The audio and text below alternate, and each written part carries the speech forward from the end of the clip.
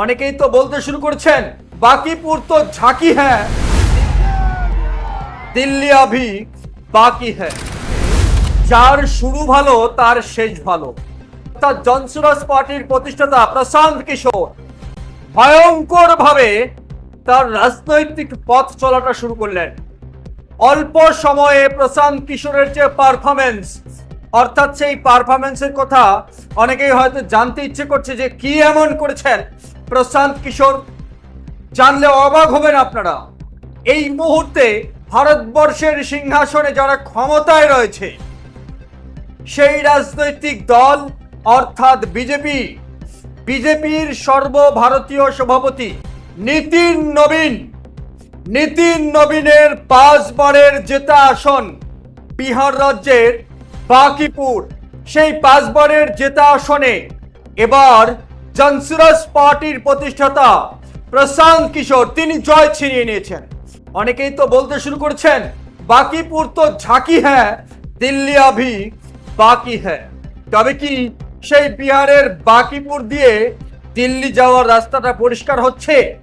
প্রশান্ত কিশোর, যেই প্রশান্ত কিশোর বাংলার মাটিতে একসময় মমতা বন্দ্যোপাধ্যায়ের সরকারের ভোট কৌশল হিসেবে কাজ করেছিলেন, যেই প্রশান্ত কিশোর মমতা বন্দ্যোপাধ্যায়ের নেতৃত্বের সরকারকে লক্ষ্মীর ভান্ডার, সবুজ সাথী, কন্যাশ্রী, রূপশ্রী, একাধিক শ্রী অর্থাৎ মমতা বন্দ্যোপাধ্যায়ের আমলের 64টি প্রকল্প এই বাংলায় চালু হয়েছিল সেই প্রশান্ত কিশোরের ভোট কৌশলী চিন্তা ভাবনার মধ্য দিয়ে।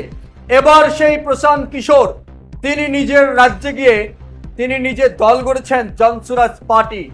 নিজে দল প্রতিষ্ঠা করে সেই দলের প্রার্থী হিসেবে প্রথম পর্বে কিন্তু বিজেপিকে একেবারেই কাবু করে দিয়েছেন। অর্থাৎ বিজেপির সর্বভারতীয় সভাপতি নীতিন নবীনের ছেড়ে যাওয়া আসন এবার বিজেপির হাতছাড়া।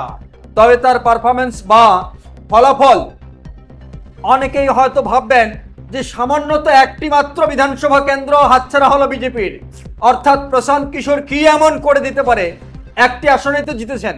এটা বড় বিষয় নয়, বড় বিষয় হচ্ছে যেই আসনে প্রশান্ত কিশোর জিতেছেন অর্থাৎ বাকিপুর, সেই আসনটা কোনো মামুলি আসন নয়।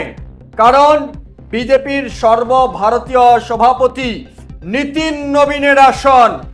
যেই নীতিন নবীন সারা ভারতবর্ষ জুড়ে প্রত্যেকটি রাজ্যে নির্বাচনী প্রচার করে থাকেন, অর্থাৎ স্টার প্রচারক হিসেবে নরেন্দ্র মোদী এবং অমিত শাহর পরে যার নাম উঠে আসে নির্বাচনী প্রচারে তিনি হলেন নীতিন নবীন।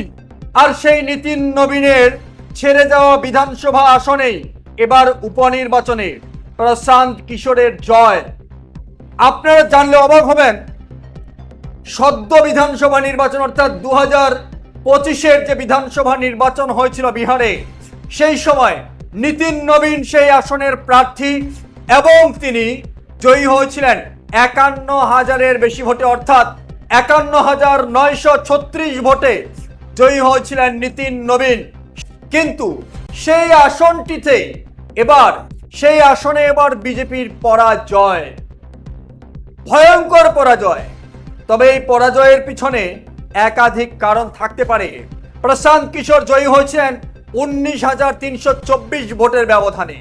তবে ব্যবধানটা যাই হোক না কেন, তিনি যাকে হারিয়েছেন, যার কেন্দ্র তিনি নিজের হাতে ছিনিয়ে নিয়েছেন, সেটি হলো বিজেপির সর্বভারতীয় সভাপতি নীতিন নবীনের কেন্দ্র।